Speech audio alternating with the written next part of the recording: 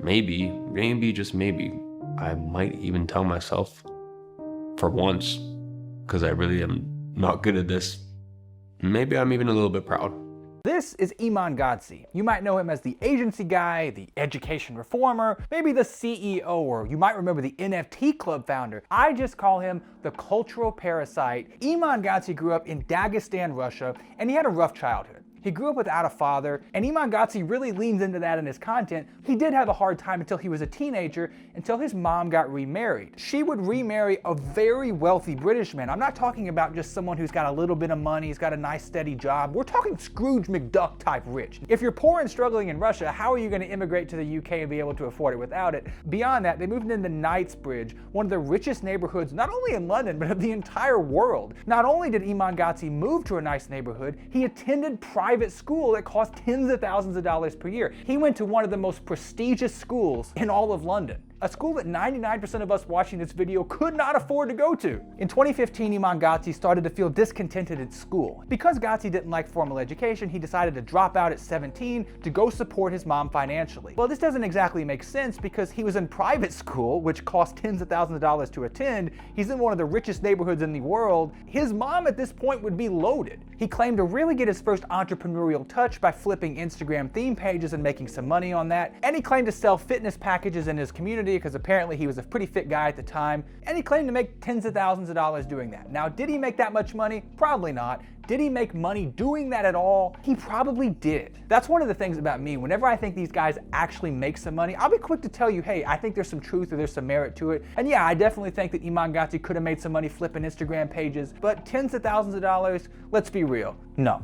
Because he got his beak wet in entrepreneurship, he wanted to dive headfirst into creating an agency company. So in 2017, he created IAG Media, a social media marketing agency, or SMMA. But this is the credibility foundation for everything else that he does. But when you look at IAG Media at its core, what it did, it tells a completely different story. Gadzhi claims that IAG Media, he signed numerous high-ticket clients and even made six-figure months, not six-figure years, six-figure months. The filings of this company does not match what Iman Gadzhi says. IAG Media was illegally dissolved less than a year after being opened. In 2017 it was created, 2018, boom, bam, gone. If you're making so much money, we're talking millions of dollars. He claims six-figure months. Why is the business gone just a year later? Public filings show that there was no revenue. I'm not saying that Gadzhi didn't reach his goal in revenue. I mean, he didn't do anything at all. One theory I thought about is Gadzhi possibly moved his company to another country. I'm not gonna go through 200 plus countries trying to find is there an IAG Media somewhere else, but it doesn't make sense why he would move to another country all the way back in 2017. 2025, sure, he's got a huge following. Yeah, move to a country that's got better tax laws. But back in 2017, 2018, there would be no real benefit because you're not really making a bunch of money anyway, if he's making any money at all. What I believe is that this company didn't do anything, but Gadzhi packaged it that the company was uber successful, and over time, as his personal brand grew, he started to actually take on clients under IAG Media.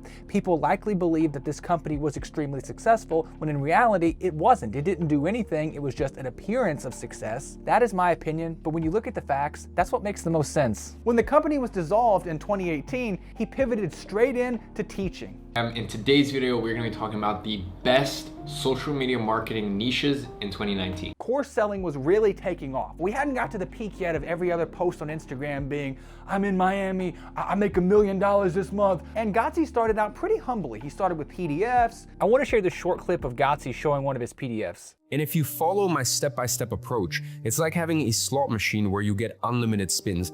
Every time you create and test a digital product, you either get sales or you don't. If you get sales, double down on it. If you don't, you spin again with a new idea. The only way to lose is to stop spinning. That's the exact advice that a gambling addict would say. Well, the only time you give up is if you quit trying. You just keep pulling the slot machine, keep pulling the slot machine. I find it so ironic too, he actually uses the example slot machine. That's exactly what it is. You're just gambling over and over and over. And it makes you wonder, if someone's trying to push ideas so hard, why aren't they doing them themselves? And why are they trying to teach you so much? And a six-figure SMMA course teaching everything he claimed to do in his massive IAG company that made millions and millions of dollars, but I just explained and showed you didn't make any money at all, people were captivated by this idea of making money online, especially young people. You go back 10, 15 years ago, the idea of working remotely, it wasn't as common. Today, a lot of young people want to work remotely. And that worked to the advantage of these course sellers before it became so mainstream like it is today. This is also the time when Gadzhi started to post his YouTube videos about entrepreneurship, agency life, and how to get clients in an agency. I want to show you this interesting theme on Iman Gadzhi's YouTube channel. He doesn't seem to have a niche in his content. He just picks whatever's hot. Look at this. Social media marketing agency step-by-step 2026 guide. Then these 3 AI businesses will help you make $373 a day with 0 employees. That's just a random number. And when has he ever done AI businesses? That's beside the point. Then you have other content that preys on people's desire to be successful. Day in the life of a future billionaire in NYC. If you're trying to get rich in your 20s and 30s, please watch this. So you have completely different styles, and then the one that I like the least, millionaire and best friend laughing about being rich, LOL. Who would actually want to sit and watch that? Someone going and just flaunting their wealth.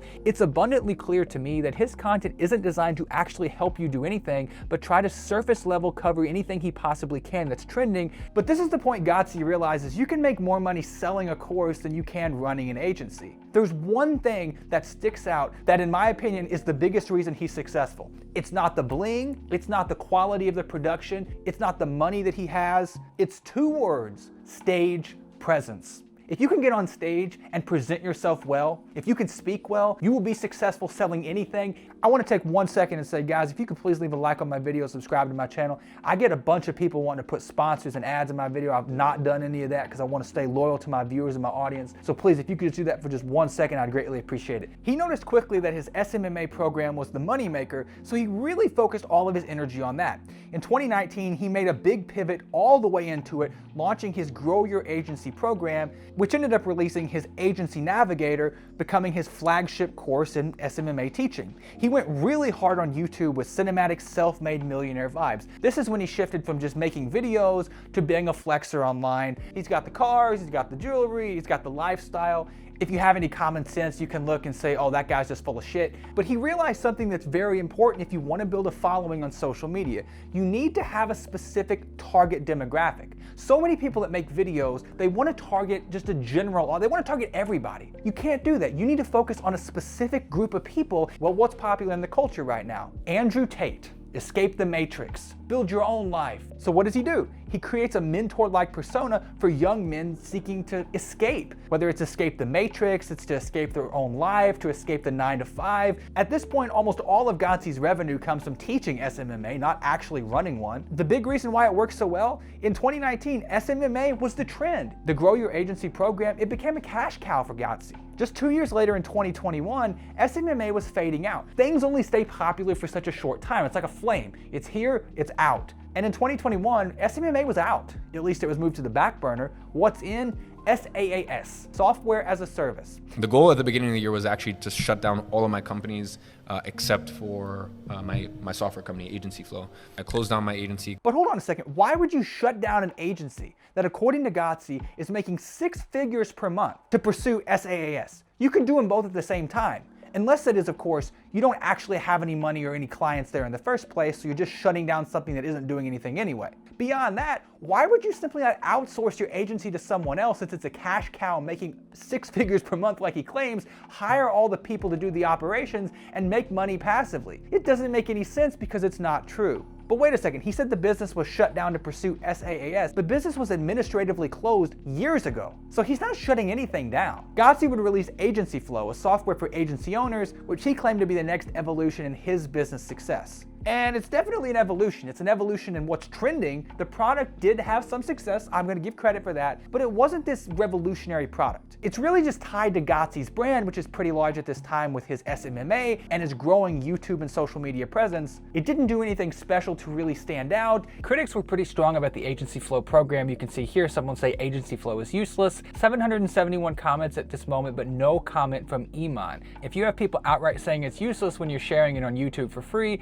that's a pretty good sign it's not as good as they want you to think. But like his previous ventures, Gadzhi would make a bit of money on this, and it shifted his identity from being a guru to being more like a tech founder. If you say, I sell software as a solution, it's what Hulu is. It's what Adobe is if you use Premiere Pro, Photoshop. That's SaaS. Me making these videos, I have to pay Adobe each month to use the software because I have to use it to make my videos. So not only do you make a product, but you make people dependent on the very product that you're selling. But maybe you're not convinced. Maybe he knows about all this stuff. Maybe he has connections. Well, in 2021, Gadzhi would launch his NFT exclusive club, the Gents Croquet Club. If I saw something called the Gents Croquet Club, I'm not joining that. I'm gonna be honest. Here's the thing. You tell me why someone who's doing social media marketing, software as a solution, now is going and pushing an NFT community that's priced at $4,000 each, because that's exactly what happened. I did see some differing numbers on how much these NFTs cost. Some people said a base price of $2,500, but I think that's wrong for this simple reason. You can see here on CryptoSlam that the total number of supplied NFTs for Gents Croquet Club is 975 NFTs.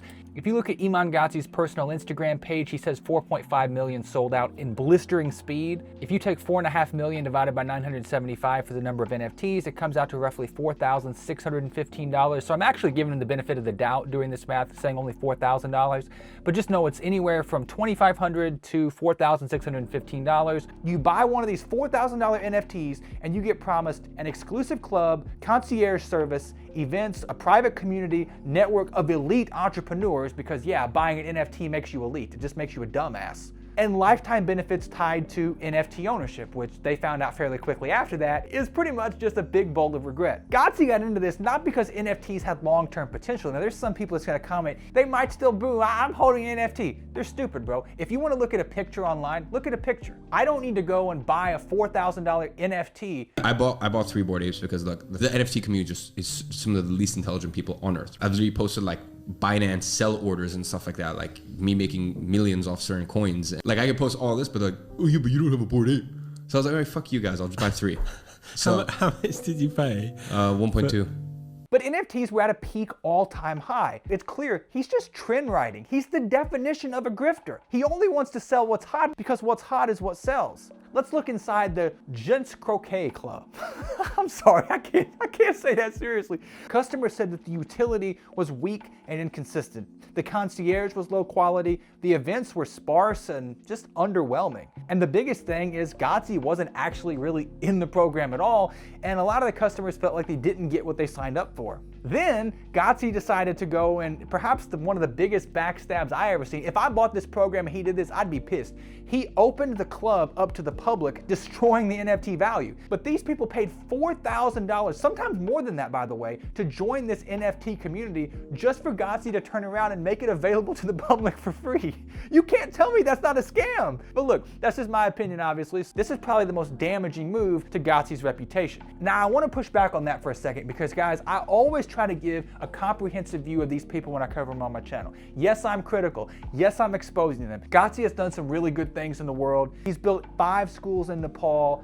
He's created a program in South Africa where he gives meals to people who can't afford it, to children. So Gadzhi does do some good stuff with his money, and I want to give him credit for that. But now let's get back to Gadzhi's career trajectory, because don't think the NFTs is going to bog him down. In 2022, he rebranded himself again as an education reformer, launching Educate.io, pushing themes like society is collapsing, universities are scams, you need to build digital businesses, and as he would call it, the digital renaissance. Does that sound familiar? I'm sure it does, because it's the exact same thing you see in Luke Belmar's Capital Club and Andrew Tate's Hustlers University. All these programs already existed before Gadzhi created Educate.io. It's basically just putting them all together. It's like if you sell tacos on a street cart, and then you go and move the tacos into a restaurant. The tacos are still tacos. You're just in a new place. The course is still a course. It's just rebranded and packaged in a different way. Gadzhi quickly found himself back in controversy though, claiming that YouTube censored one of his videos in his series, but it turns out that Gadzhi deleted the video himself to claim that it was censored to get the popularity and the publicity